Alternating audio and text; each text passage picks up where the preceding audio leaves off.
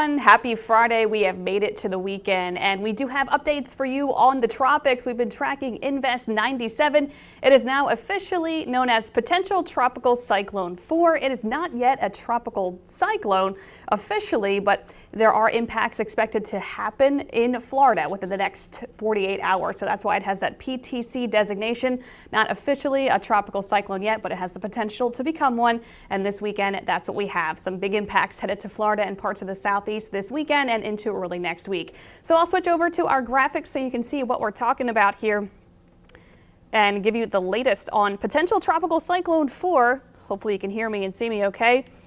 This is what we have. This is the forecast track. So there has been a cone initiated on this.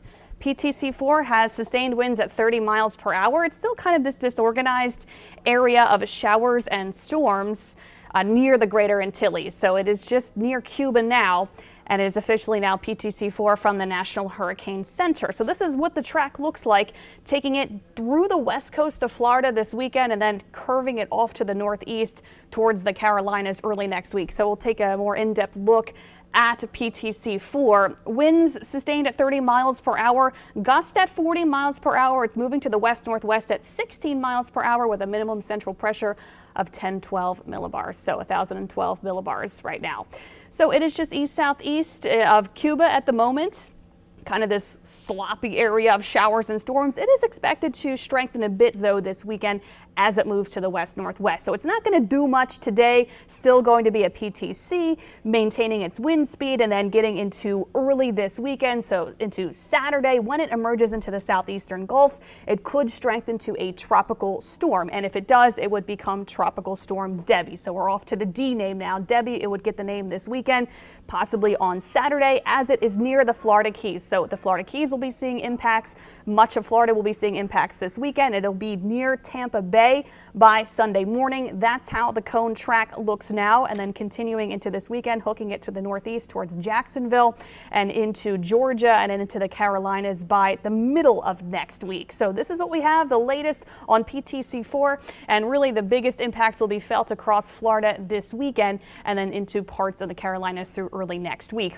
And what is guiding this thing? That ridge of high pressure off to the east and this trough coming down across the eastern seaboard that will help to also guide it to the northeast. A lot of moisture headed into Florida and off the coast of Georgia and into the Carolinas in the coming days through about Wednesday. And it may slow down when it gets off the eastern seaboard, but it should eventually take off to the northeast. Again, since that's still farther out in time, that forecast can change up a little bit. But for the New Orleans area, this really is not going to be our problem. This seems to be of low concern for us along the central Gulf Coast in the New Orleans area. Not our concern. We'll watch it in case there are any wobbles or changes, but this looks like it is going to be staying to our east.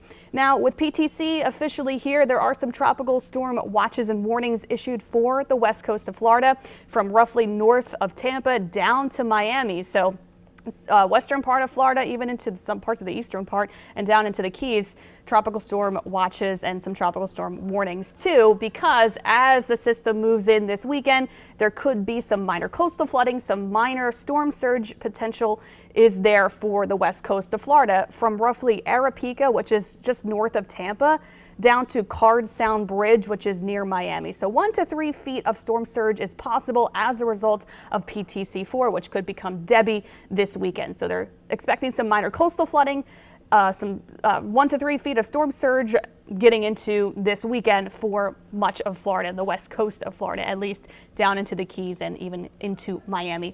Really, the big thing with this is a lot of moisture coming in. It's going to be a big rainmaker for Florida, so they'll probably be seeing some flash flooding, maybe some river floodings, small creeks, streams, of course, maybe on the rise too, with how much rain is expected in addition to, flash flooding on the roads and water kind of piling up if we can get those really good soaking downpours, which looks like will be the case this weekend and into Saturday and Sunday for Florida. And then that threat of heavy rain pushes into Georgia and to the Carolinas and maybe even parts of the mid-Atlantic as this moves to the northeast. So check out these rainfall amounts up to maybe 7 to 10 inches for parts of Florida, particularly the peninsula, maybe central Florida into Tampa and down into Fort Myers as well.